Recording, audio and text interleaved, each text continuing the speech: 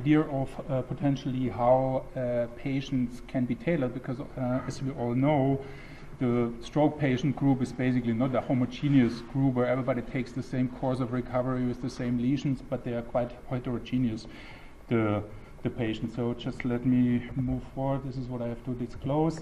And as you can see here, you know, I mean, although it's one disease we are talking about, but the levels are quite different. And I brought you one set of data. One is from Christoph and one from our own lab, where you easily can see that even if the patients start at the same level here, for example, this group or this group, then part of them, they develop quite differently from other patients. Like if you look here, these few patients, they don't recover over time much, but the others here, they recover to a decent level. And as you can see here, there's basically in all starting points, you see a kind of distribution of recovery in individual patients. So for sure there are a lot of factors which play a role for this. It starts with where's the stroke, where's the lesion, is it a small subcortical lesion in the capsule, or is it rather a media hemispheric stroke? So there are a lot of factors which might influence it, and then it's also a question of the neuroplastic capabilities, what do the individual have in interaction with all the rehabilitative treatments.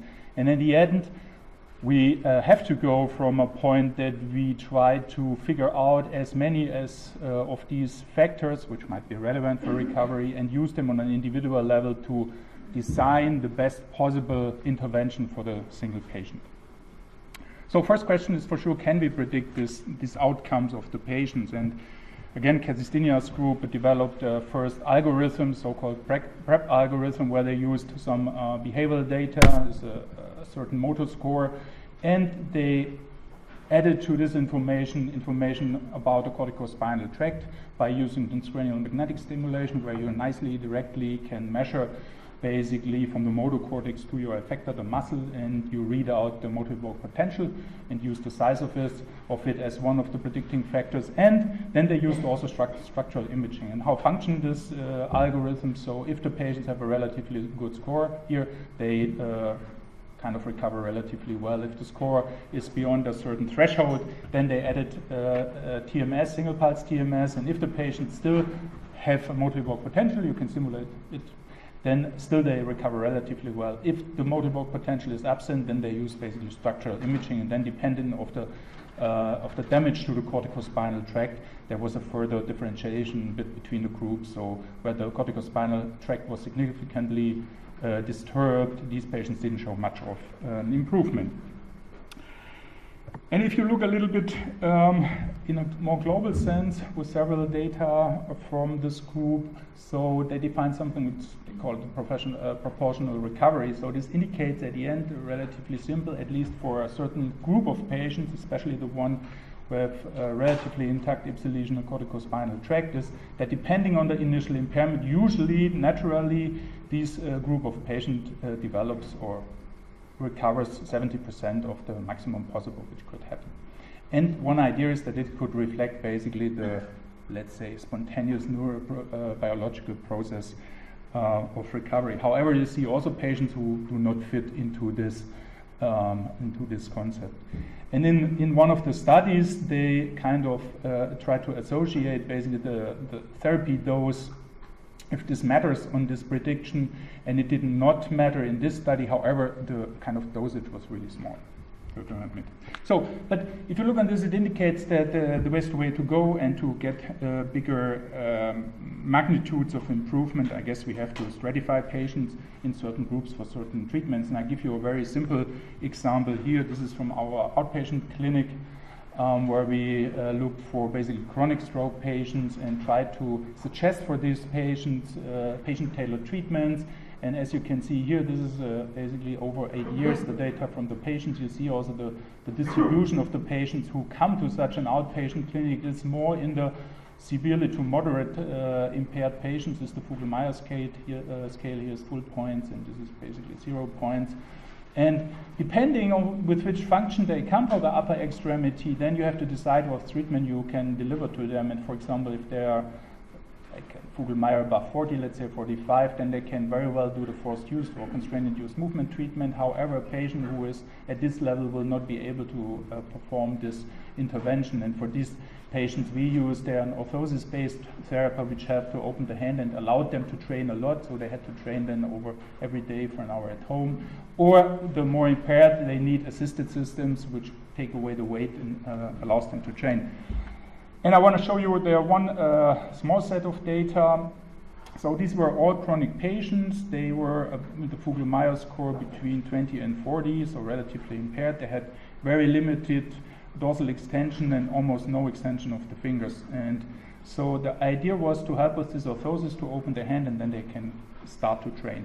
These patients were stable, so we had even a baseline evaluation weeks before they entered the study, and that they didn't show any improvement from the baseline to the pre-intervention. And then we trained them to use this device, and then they went home and basically trained at home. And as you can see, although these patients before were stable for all these measures, if they train intensively, if they have the specific treatment where they can train intensively, then you see an improvement over time. And after 3 months follow-up, they gained on average at least 8 points on the Vogelmeier score. That doesn't mean that they can do everything now, but 8 points, this allows them potentially later on to enter another group here for treatment. Okay, so in the last now part of the talk, I would like to discuss you some ideas about non-invasive brain stimulation. It entered now around 10 years, the scene of neurorehabilitation, motor neurorehabilitation.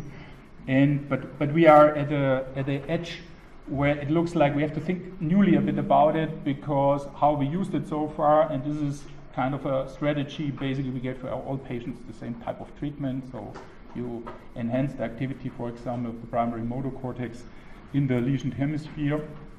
But it had promising results, and I'll show you in a second, but the results are relatively heterogeneous, and they are non-responders and responders. And because of that, maybe the effect magnitude is not that big. The concept behind it was good, was based on animal data, and there was also nice physiological data. However, we are a little bit at the limits.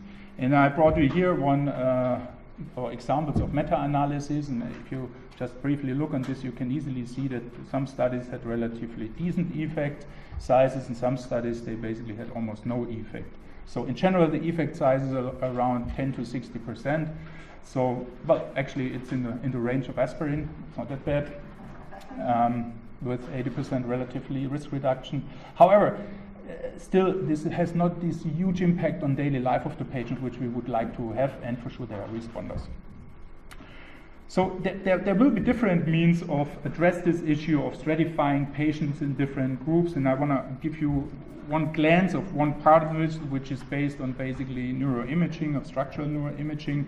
However, you can imagine also other ways, or at the end we will have a kind of a multimodal battery which we have to use to stratify the patient. But I want to give you a short glance on one idea in this regard. So now, by using modern neuroimaging, MRI-based neuroimaging techniques, we basically can monitor, if you want, in vivo structural integrity. Most of the work is by diffusion tensor imaging, and then you can read out factors which are associated with structural integrity or structural connectivity between certain areas or in certain tracts. So for sure the most explored is the corticospinal tract, and it's also obvious that if the corticospinal tract is relevantly disturbed, so it is associated with basically with residual motor function. So this is what we all know also from the, let's say, clinical daily life, what you see if you see your stroke patients. However, this technique allows also to not only look for the corticospinal tract, but also look for tracts which are between cortical areas, which might play in a certain networks. For example, if you think about a motor network, so you have the secondary and primary motor areas, like the ventral premotor cortex, dorsal premotor cortex, or parietal areas, and for sure they're interacting these areas, especially in patients, in the flow, in the course of recovery. And for sure, you can also track then alternative corticofugal tracts, like for example, cerebellum to motor cortex, or even between both hemispheres. So there's a tool we have at hand which we can use in vivo, which we can use in the patients, and try to figure out if it might help us to stratify the patients in certain groups of groups of treatment and groups of expected outcome, if you want, from the treatment. And there are first attempts made, and so this is a work from Robert Lindenberg and colleagues. And what they basically did, they used 5 days of bihemispheric nodal TDCS. So basically, the lesioned hemisphere was upregulated with the nodal TDCS and the non-lesion downregulated. And they looked for the effects of this stimulation and associated it with the structural integrity of the corticospinal tract in the lesioned hemisphere. And as you can see here, so these are the changes of the Wolf motor function. This they used as their outcome measure. Everything in this direction is basically improvement, everything or here is no improvement, and here you see basically the FA as a surrogate marker for structural integrity of the corticospinal tract. And it's a small study, however, you can see there that the patients who had relatively spared, relatively well intact corticospinal tract, these patients improved much better from this type of treatment than the patients who had a significant lesion in the corticospinal tract. And maybe later on we might even get a bit more in details, because these methods, they offer also that you look for parts of the corticospinal tract in the internal capsule which origins from, for example, the ventral premotor, primary motor, and PMD, and you can associate this with motor function. So here in this study performed with Nick Ward together, the strongest association with residual motor function were the tracts which origin from primary motor cortex or premotor cortex. So if you look on these single tracts, for sure you ask yourself, is there an interaction? So does it at some point matter if the corticospinal tract is impaired more or less for the relevance of the interaction between, let's say, the structural connectivity between the secondary motor area and the primary motor area? Or are they totally independent? Or everything is basically driven by the corticospinal tract damage? So in this question, we addressed in a study where we used 25 chronic stroke patients with a relatively heterogeneous lesion profile and a functional profile, and we defined a network from primary motor, PMV, and PPC. And we looked in this if there's additional to the prediction of the corticospinal tract, if other connections might have an association with the residual motor function. And as you can see easily here, as expected from different studies, as expected from clinical work, the corticospinal tract for sure is strongly associated with residual motor function. However, on top of this, independent of this, also the ventral premotor or primary motor cortex interaction seems to be associated additionally with recovered motor function. And then for sure you can define the PMV as a new target for brain stimulation, and I want to show you very briefly a pilot data which we acquired now. So we combine 3 days of training with simulation of the PMV, and as you can see, is the patient trained more effective with PMV stimulation, and this effect is on follow-up also there. But the most interesting thing of this was that a patient who had the most impaired corticospinal tract were the one who improved the most with the stimulation. So if you take this together, then you could imagine there is maybe an interaction between the magnitude, the degree of corticospinal tract lesion, and the relevance for interactions between secondary and primary motor areas. This we addressed in another study. This question was done with Professor Yan-Hee Kim in Seoul together. We had 53 stroke patients, again, relatively heterogeneous lesion and function profile. And we used basically the same network, and the only difference in this evaluation was that the patients were stratified in 4 groups due to the degree of damage to the corticospinal tract in the lesioned hemisphere. So, what came out in this study? So, just to lead you through it, so yellow means the corticospinal tract in the lesioned hemisphere is not much impaired, and pink or pinkish and lila it's much more impaired.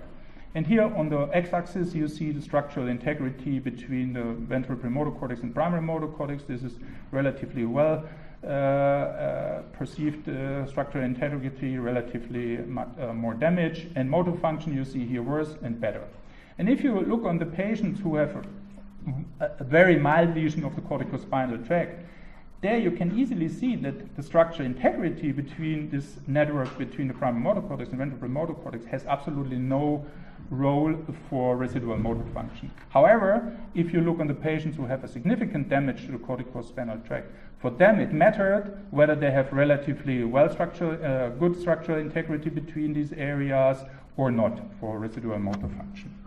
So, and if you take this forward, then you can basically make a model of patient tailoring in a way which has to be tested for sure, but you can create this idea that you develop based on the data I showed you also before from other groups, is that if the CST is mildly lesioned, then the chance that this patient respond relevantly to a combination of training with M1 brain stimulation is good, I think.